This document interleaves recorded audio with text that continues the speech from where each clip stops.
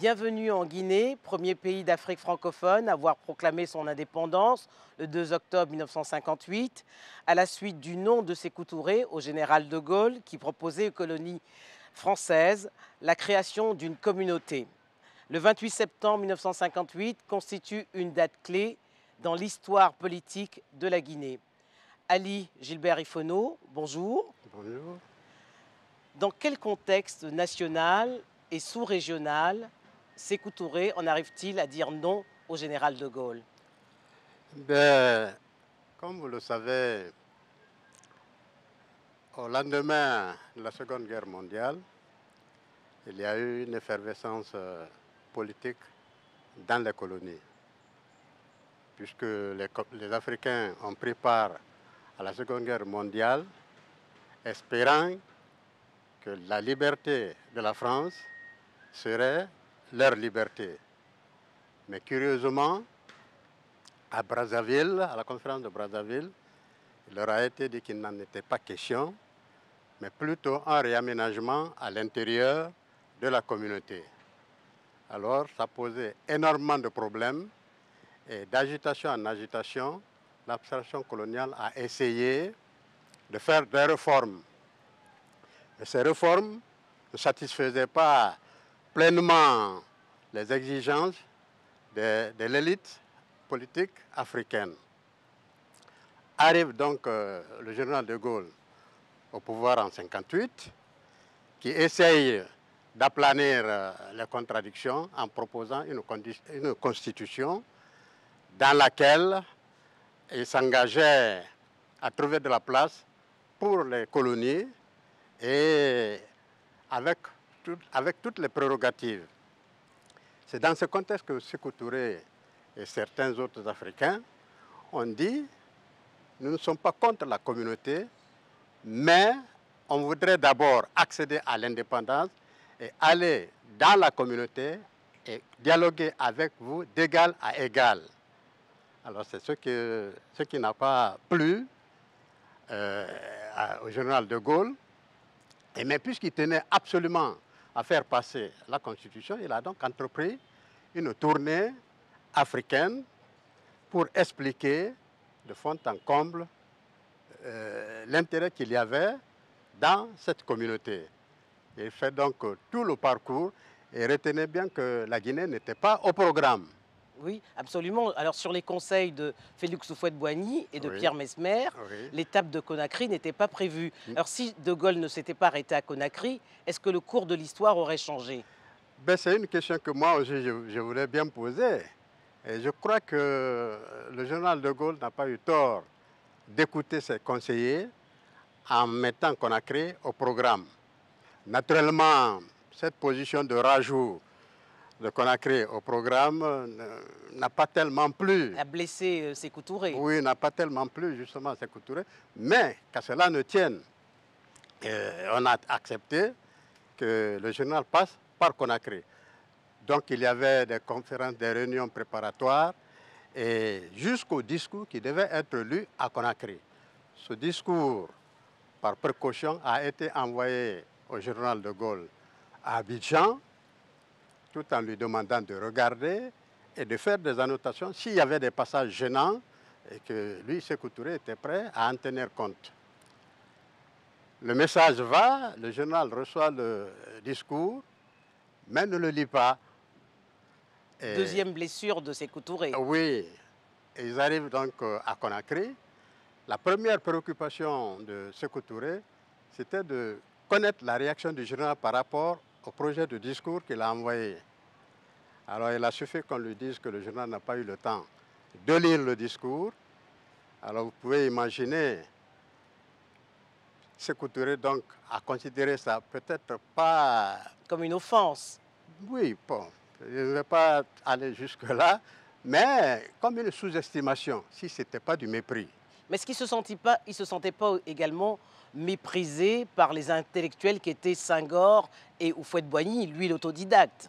Oui, bien, je crois que c'est tout ça qui a concouru à aggraver justement l'humeur du président Sékou Touré qui recevait donc son note. Alors 2 ans plus tard, en 1960, la majorité des pays de l'AOF et de l'AEF accèdent à l'indépendance.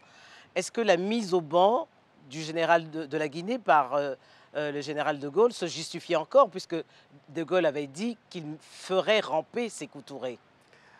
Ben, ça ne se justifiait pas, parce que pendant longtemps, le président Sékou Touré a parlé justement de cette incompréhension vis-à-vis de la position du général de Gaulle. Il ne comprenait pas pourquoi cette position justement de mise à l'écart de la Guinée par rapport aux autres colonies. Pourtant, il avait promis que la Guinée était libre de choisir l'indépendance par la voie qui lui convenait et avec tout ce que vous savez dans le discours.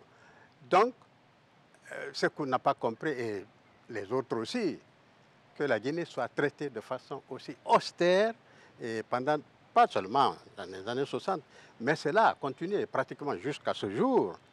Nous continuons à payer justement Le nom, le tribut, voilà, de ce qu'on a considéré de l'autre côté comme un affront. Un général de Gaulle de l'autre côté est considéré comme un monument de l'histoire.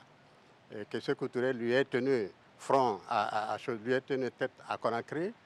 Je crois que nous nous expliquons beaucoup de réalités aujourd'hui par justement cette attitude de la France. Alors, aux yeux de nombreux Africains, Sékou Touré est un nationaliste, un panafricaniste. Aux yeux d'Aimé Césaire, c'est un Africain décisif. Et aux yeux du professeur Eli Kambokolo, que vous connaissez, Sékou Touré est l'homme du XXe siècle. Est-ce que vous partagez ces analyses? Tout à fait. Parce que, vous savez, le choix guinéen a eu une incidence sérieuse sur l'empire colonial français. Et je crois que le professeur Eli Kambokolo a parfaitement raison de dire que Sékou Touré était l'homme décisif du XXe siècle. Parce qu'un discours qui détruit tout un système n'est pas à minimiser. Même si, et moi je l'ai constaté, il y a eu beaucoup de publications en Europe où on parlait des grands discours qui ont modifié le monde. Curieusement, ce discours de Sékou Touré ne figure pas. Alors, c'est pour vous dire que jusqu'à maintenant, on continue à considérer Sékou Touré comme quelqu'un de moindre valeur et quelqu'un qui a bravé le monument de l'histoire occidentale. Et je crois que ce n'est pas du tout à juste raison. Alors, Sékou Touré est considéré comme un héros par de nombreux Africains, mais également par un certain nombre de Guinéens comme un tyran. Comment vous expliquez cette culture du complot permanent qui a caractérisé son régime? Ben, vous voyez ce qu'on appelle complot permanent. Le complot permanent est lié à des tentatives permanentes de déstabilisation. Notamment en 1970. Ah bien, tout à fait. Le summum, c'était en 70. Vous savez, beaucoup ont accepté pendant, disons, avant l'accession à l'indépendance, il y avait, disons, des luttes politiques. Le PDG était naturellement nettement au-dessus de la mêlée. Et comme c'est le cas généralement dans les mouvements de libération, on essaie de taire les contradictions internes pour aller à l'indépendance, tout en espérant récupérer cette indépendance à des fins non avouées. Mais ce qui a été le malheur justement de ceux qui ont fait ces petits calculs, c'est que le président Sékou Touré était averti.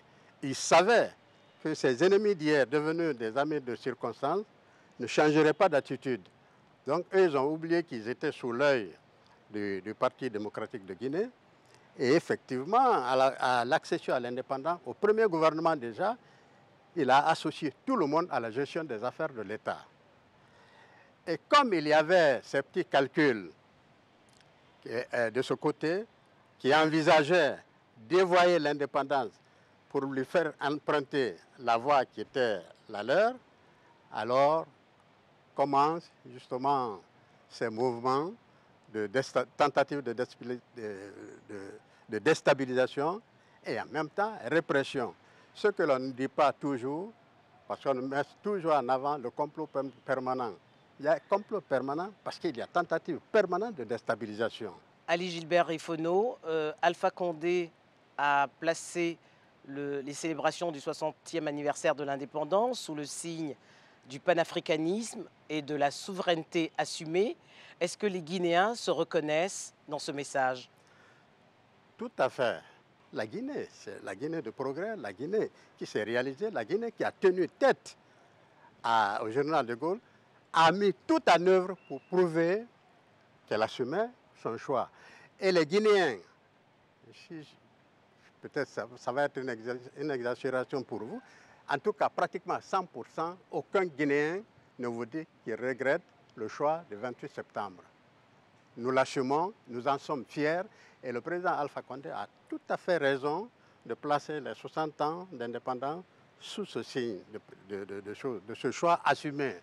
Parce que c'est notre histoire. Dernière question, Ali Gilbert Ifono, pour l'observateur averti que vous êtes. Qu'ont en commun les 4 républiques qu'a connues la Guinée et qu'est-ce qui les distingue?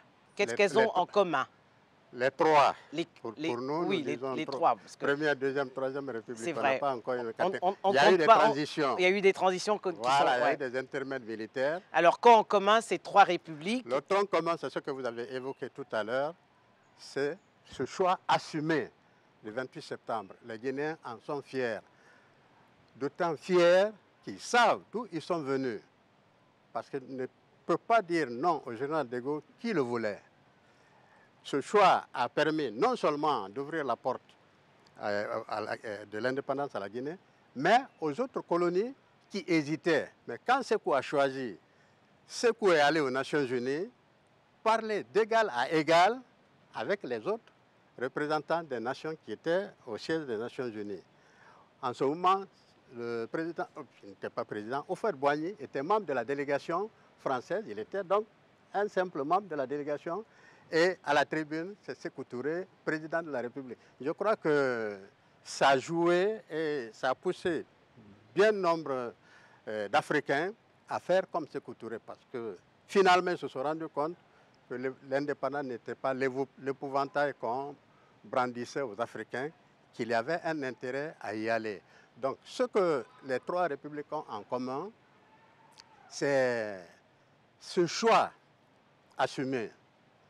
Cette responsabilité assumée. Et qu'est-ce qui les distingue? Naturellement, vous savez, chaque régime a son système de gouvernance. Sékou Touré était un parti unique, parti que d'autres appelleraient parti autoritaire. Tous les attributs que vous avez entendus, c'était l'époque des partis uniques. Il a fait ce qu'il pouvait avec les moyens qu'il avait à sa disposition dans un environnement suffisamment pollué. Et hostile. Oui. Et le second, Lansana Conté, qui est arrivé, qui n'avait pas les mêmes adversités que Sékou Touré. Il n'avait pas d'opposition extérieure, il n'en avait pas à l'intérieur. Visiblement, il avait presque plus de moyens que Sékou Touré pour mettre en œuvre la politique de développement. Il avait de bonnes intentions. Malheureusement, ces intentions n'ont pas été couronnées de succès.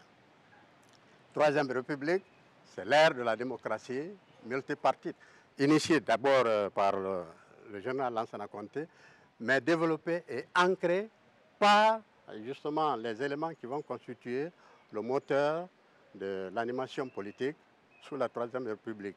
Vous avez le professeur Alpha Condé, vous avez ses aînés Ba Mamadou, vous avez Jean-Marie Doré et Siradou Diallo. Donc, c'est ce quarteur-là qui a essayé de donner un contenu réel au multipartisme intégral en Guinée, même s'il a été initié par le général Lansana Conté, qui n'est pas allé loin dans la mise en œuvre, parce qu'il a eu énormément de problèmes avec la classe politique. Au point où l'actuel président, le professeur Alpha Condé, a fini par aller en prison pour 28 ou 32 mois. Je crois que la différence donc, c'est le mode de gestion mis en place que souvent les gens utilisent à tort pour faire des comparaisons.